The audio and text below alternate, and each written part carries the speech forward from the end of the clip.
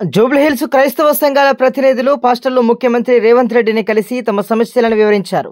ఈ సందర్భంగా మంత్రులు పొన్నం ప్రభాకర్, అడ్లూరి లక్ష్మణ్, ఎమ్మెల్యేలు లక్ష్మీకాంతరావు, గణేష్, మాజీ MLA Sampath Kumar, Christian minority corporation chairman Deepak John, AICC minority విభాగం ఉపాధ్యక్షుడు అనిల్ థామస్ తదితరులు కూడా పాల్గొన్నారు.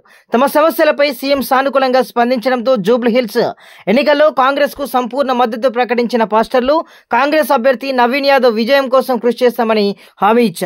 సమావేశంలో సీఎం రేవంత్ రెడ్డి మాట్లాడారు. రాహుల్ గాంధీ భారత్ జోడో పాదయాత్ర ద్వారా దేశంలోని మైనారిటీలకు భరోసా ఇచ్చారని చెప్పుకొచ్చారు. బీఆర్ఎస్ పార్టీని కేసీఆర్ బీజేపీకి తాకట్టు పెట్టారని, పార్లమెంట్ ఎన్నికల్లో బీఆర్ఎస్ కేవలం 8 చోట్ల డిపాజిట్ కూడా పొందలేకపోవడం దీనికి నిదర్శనమని కూడా విమర్శించారు. బీఆర్ఎస్ పార్టీ ఆత్మహత్య చేసుకుని బీజేపీకి అవయవదానం చేసిందని వ్యాఖ్యానించారు.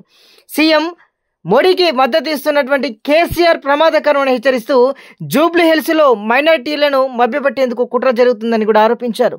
ఇక కాళేశ్వరం అవినీతి కేసు సిబిఐకి అప్పగించి 3 నెలలు దాటినా స్పందన లేకపోవడం, కార్ రేస్ కేసులో కేటీఆర్ పై ప్రాసిక్యూషన్ కు గవర్నర్ అనుమతి ఇవ్వకపోవడం వెనుక బీజేపీ బీఆర్ఎస్ మధ్య ఉన్న రాజకీయ ఒప్పందమే కారణమని ప్రశ్నించారు.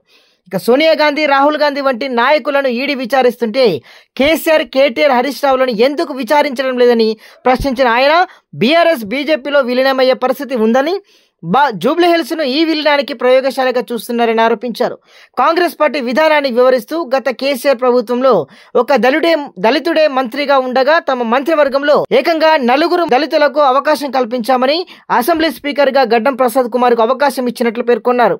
అత్యంత నిరుపేదల సంక్షేమానికి కాంగ్రెస్ కట్టుబడి ఉందని పునరుద్ఘాటించారు. ఎన్నికలు మోడీ, కేసీఆర్ కు వ్యతిరేకంగా రాహుల్ గాంధీ, రేవంత్ రెడ్డిలకు మద్దతుగా నిలిచే పోరాటం అని కూడా సీఎం అభివర్ణించారు.